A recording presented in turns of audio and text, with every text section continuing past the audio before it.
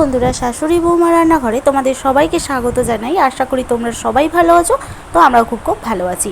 আজকের আমার রেসিপি হচ্ছে জ্যান্ত কচি বাটা মাছ দিয়ে, ঝিঙে দিয়ে, আলু দিয়ে আর ঢেঁড়স দিয়ে বাটা মাছের ঝোল। তো দেখো আমার এখানে ঝিঙেগুলো কিন্তু কাটা হয়ে গেছে। তারপরে এইখানে আমি ভেন্ডিগুলোকে ধুয়ে নিয়েছি। এটাকে ঢেঁড়সও বলে। তো ঢেঁড়সটাকে পরিষ্কার করে জল দিয়ে ধুয়ে খালি বোটগুলো বাদ দিয়ে রেখে দিলাম। কচি ঢেঁড়স একদম সিদ্ধ হয়ে যাবে। তো আলুরও চোখলা ছাড়িয়ে এরকম লম্বা লম্বা সাইজ করে আলুগুলো কেটে নিচ্ছি। আলুটাকেও পরিষ্কার করে ধুয়ে নিলাম। তো সবার প্রথমে বলে রাখি, আমার চ্যানেলে যারা নতুন তো প্লিজ চ্যানেলটিকে সাবস্ক্রাইব করে পাশে থাকা বেল আইকনটিকে প্রেস করে দাও। আর ভিডিও চলাকালীন যদি আমার কোনো কথা ভুল হয়ে থাকে তাহলে বন্ধুরা ক্ষমা করে দিও।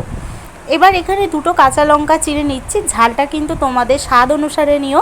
তো এখানে কটা বিনস নিয়ে নিয়েছি। জ্যান্ত মাছের ঝোলে তোমরা যে কোনো সবজি দাও না কেন খেতে কিন্তু খুবই স্বাদও লাগে আর খেতেও কিন্তু ভালো লাগে।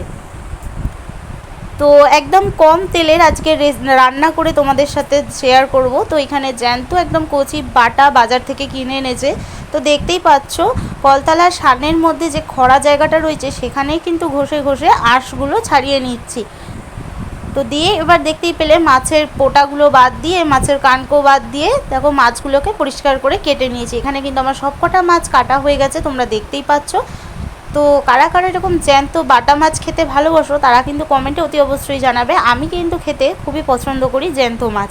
তো দেখো এখানে মাছগুলোকে পরিষ্কার করে কিন্তু ধুয়ে নেবো 2-3 বার ধরে। যতক্ষণ না মাছের জলটা সাদা হবে ততক্ষণ কিন্তু আমি পরিষ্কার করে ধুয়ে নেবো। বন্ধুরা তোমরাও চেষ্টা করবে এরকম পরিষ্কার করে ধুয়ে নেবার জন্য। তো মাছগুলো আমার ধোয়া হয়ে গেছে, তোমরা দেখতেই পেলে। তো এবার আমি এতে লবণ আর হলুদ মাখিয়ে নেব। গ্যাস জেলে এবার কড়া বসিয়ে দেবো।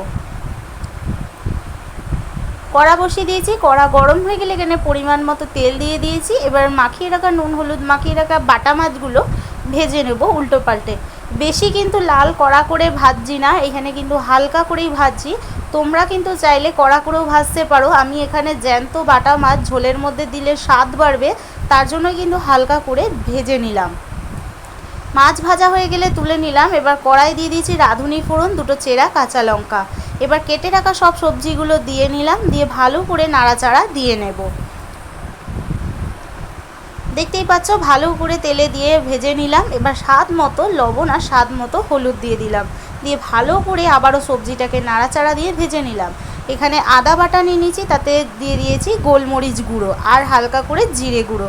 তো দেখতেই পেলে এখানে দিয়ে দিলাম। দিয়ে এবার ভালো করে মশলার সাথে সবজিটাকে কষিয়ে 15 মিনিটের মতো ঢেকে দেবো। 15 মিনিট পর আবারও ঢাকা খুলে কিছুক্ষণ নেড়ে চেড়ে দিলাম। এরপরে দিয়ে দিচ্ছি পরিমাণ মতো জল, যাতে সবজিগুলো খুব ভালোভাবে সেদ্ধ হয়ে যায়। তো এবার চলো 30 মিনিট মতো ঢেকে রাখি। 30 মিনিট পর দেখো বন্ধুরা সবজিগুলো কত সুন্দরভাবে সিদ্ধ হয়ে গেছে। এবার ভেজে রাখা বাটা মাছগুলো দিয়ে দিলাম। তো এইভাবেই কিন্তু আজকের আমার কচি জ্যান্ত বাটা মাছ দিয়ে, ঝিঙে দিয়ে, ঢেঁড়স দিয়ে, আলু দিয়ে বাটা মাছের ঝোল একদম পারফেক্টভাবে রেডি হয়ে গেছে গরম গরম ভাতের সাথে খাবার জন্য। তো ভালো লাগলে চ্যানেলটিকে সাবস্ক্রাইব করো।